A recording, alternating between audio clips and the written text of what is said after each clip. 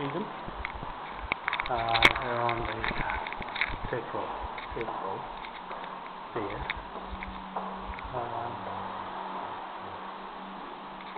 Yeah, so I just want to let you know that we're taking the warrant to them now. Second warrant. Just off. Hopefully.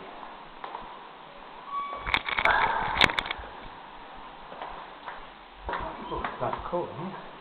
Sweet. Well, here goes. Here goes. See if it's shut for that one.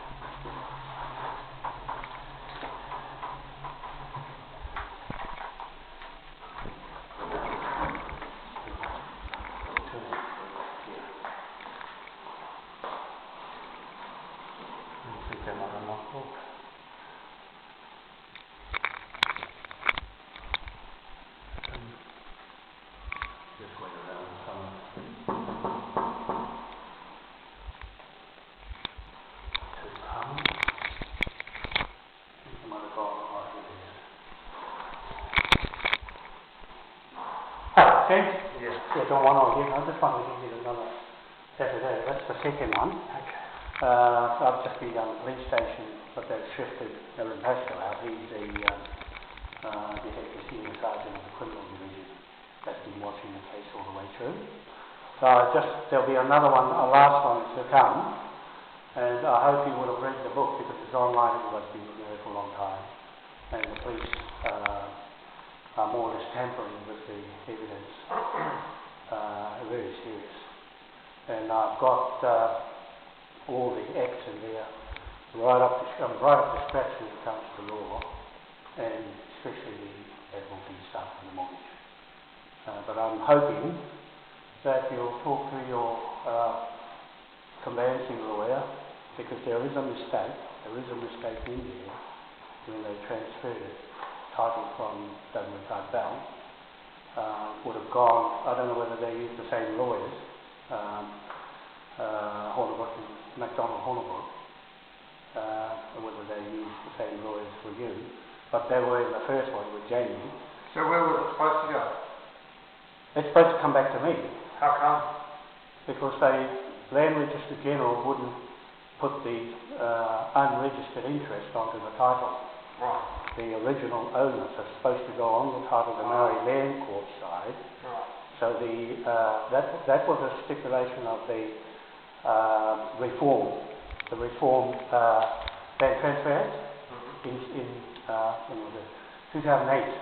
They reformed it, and that's the time when it was changed over. Because I was particularly in real estate then with that title.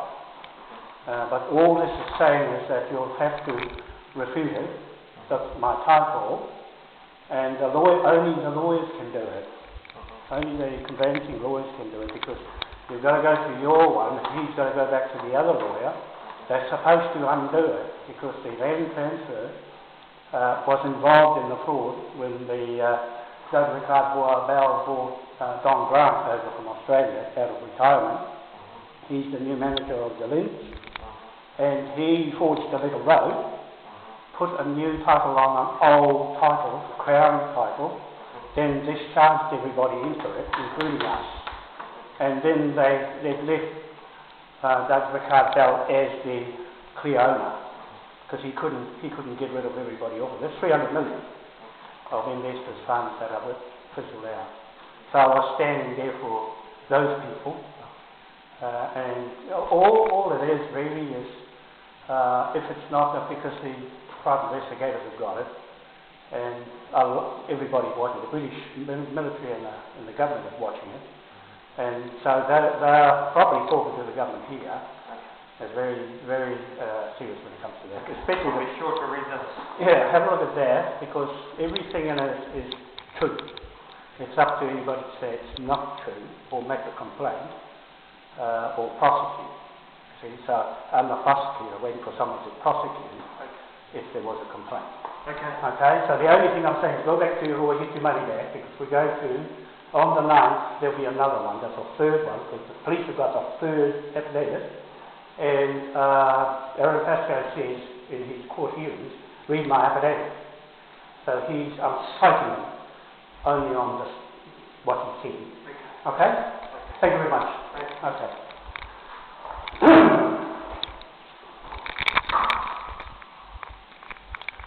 There you go. That's there. I just want to let you know that he's sitting at his desk in there, and I think he's taking it seriously, and I'm being serious too. I'm telling him to go back to his lawyer. He's going to read it. He'll have to read it because I told him I'm coming back on the 9th to seize that property with the police. Now, I'll come in here to the I'm just in the lobby here. I just want to make this certain today. It's about 4:30 now in the afternoon, and his office is closed, locked again. So I'm just saying that in all sovereignty, truth, of everything I do on Facebook is admissible in the High Court of Admiralty in London online, because everything's electronic now. They're starting to use electronic here because there's not enough money to pay lawyers in cases where people are representing themselves in court and they're saying the wrong things and wasting judges' time. But they won't be wasting time with me because I've got all my documents all in order and nothing out of place.